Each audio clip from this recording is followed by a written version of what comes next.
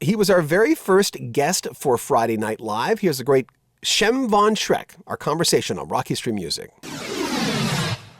By the way, why don't you share that story about how you got this gig? Because everyone likes that story, but a lot of people who are watching might not remember it.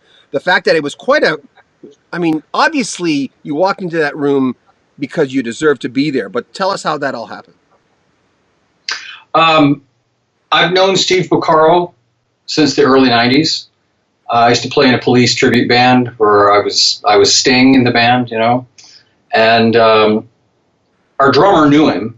And so Steve used to come out to a lot of those shows, and we developed a relationship, and we kept in touch over the years, and tried to do some writing together at one point, and just kept in touch with him over a 20-year period.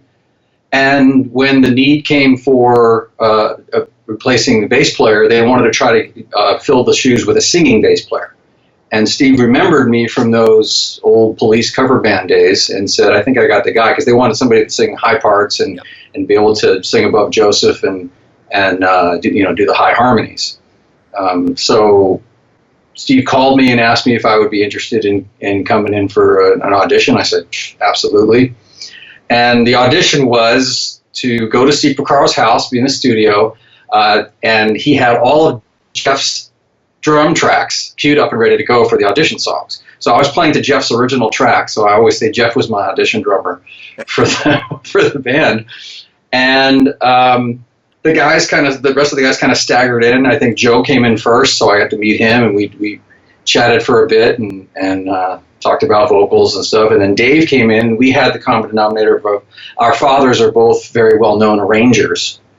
And so we broke the ice talking about that. And then Lukather shows up with his guitar, like, where do I plug in, man? He's just ready to go. And we played through about 3-4 songs.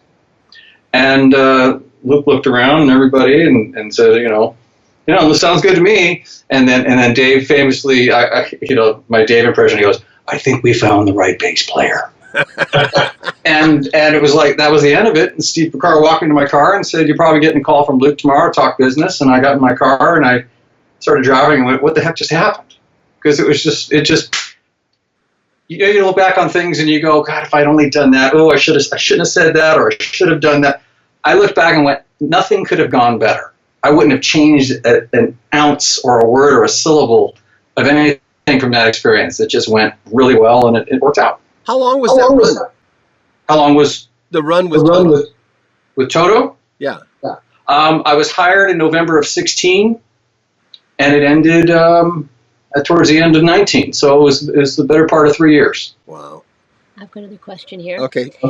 From Teddy Bates. Hi, all. Shem, what's your favorite Toto track to perform? That's hard, eh? Those types of things with any artist or any kind of, you can, it can change. Even you can change. You'd be like, this week you're really into playing that song, or this week you're into playing that song. Because the Isolation album is such a favorite of mine, when we did Lion, that was always one I looked forward to. Jake to the Bone is just a blast to play. It's just fun, get to play a lot of notes. And if I had to call up another one, I really enjoy playing Spanish Sea, which is one of the new tracks. Mm-hmm. That was a lot of fun. I had a little solo singing line in that song. So, I would say Lion was my favorite of these last tours. Let me interrupt you. What's the criteria? Okay, you're a bass player. Obviously, you've got the chops. You go in there. But, then there's the repertoire. How much of those songs, you have to go through everything, right? Because it's kind of like you can't rely on memory or whatever. But how did you get ready for that gig as far as once you were doing your first rehearsal? Good question. As a fan, I was familiar with the majority of the material, especially everything from the seventh one on back. Maybe the Kingdom of Desire on back. I didn't really know the Tamboo record that well, and Minefields and stuff like that. I had to refamiliarize myself with stuff that we did from that. I was given a list, of the songs that they were thinking about doing. It was difficult for them to come up with a master song list and set list for the 40 Trips Around the Sun tour, because everybody came in with a list. The four principals came in with a list. They, here's Joe's list, here's Dave's list, etc. And they just I demand to do this one. I want to do this one. And they compromised and they came up with what I thought was a really good set list. The fans seemed to really like it. Thought it was a great, well put together set list. The order was good. So as the individual player, you go home and you work with it.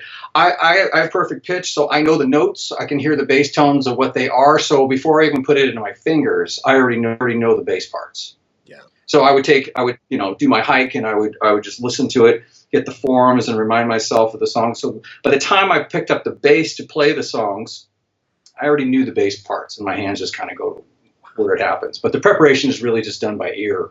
Yeah. And again, being a fan of the songs, knowing how to play them in my head just because, heard Rosanna a million times and loved it. Yeah. Make sure you comment on our videos, subscribe to our channel, and share our videos.